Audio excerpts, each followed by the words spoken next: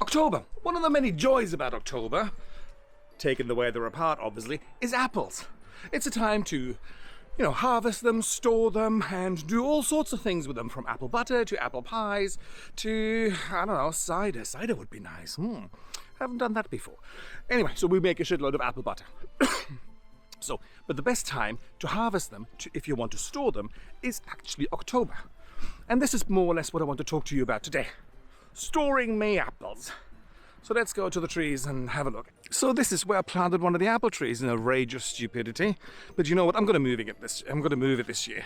So this is it. It's small, but by God, we've got a shitload of apples from. Then we've got another one here. Again, full of apples. But those apples are not very sexy. So you know what? I'm just going to leave them for the birds. And also they're quite sour. So when we're talking about, are the apples ripe or are they not ripe? Obviously, try one. If they're sweet, they've built up enough sugar. If you're not sure about it, then take your trusted knife and cut it. And then have a look at the seeds. Oh, I actually sliced through one. So if you see the seeds, if the seed is like that one, there, nice and dark, they're ready. See, if you see it like this, they're ripe, and you can yank them off the tree. If there is a little bit of white on either end of the seed, then wait a few more days, or maybe a week or so. But again, you know what, try. These are fucking amazing.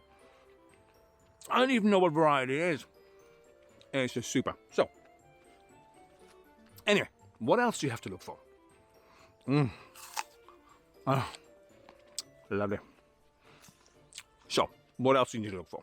Maybe we should put that away. The best apples to store are the ones you pick in October. If you have smaller apples, store the smaller apples, not the big gigantic ones. And also, they have to be blemish-free. You have to check it absolutely everywhere. You have to check it all the way around, that there is no soft spaces. Then you have to check there where the stem is. Then you have to check there as well.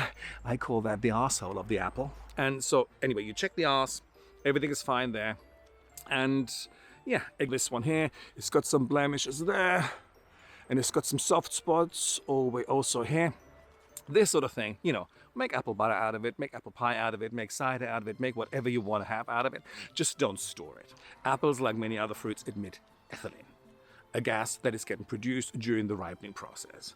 We all produce a substantial amount of gas every single day, some more than others. Trust me, Jane could sing a song about this if she would want to, but she wouldn't because it's really disgusting.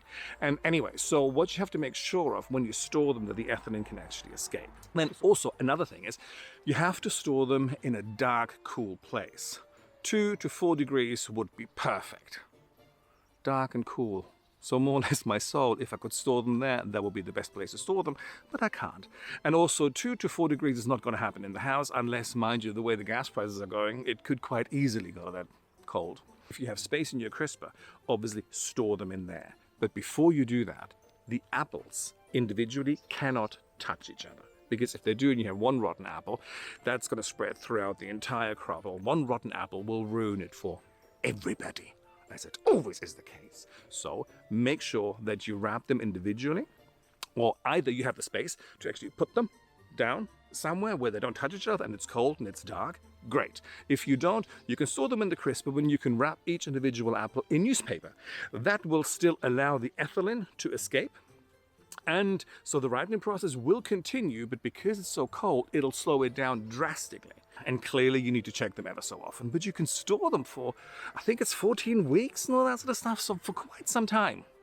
So we're done when it comes down to storing apples, so go out there, pick your apples, store them, and enjoy them for the next few weeks. Yes, and that's pretty much it. I shall talk to you guys later. Bye.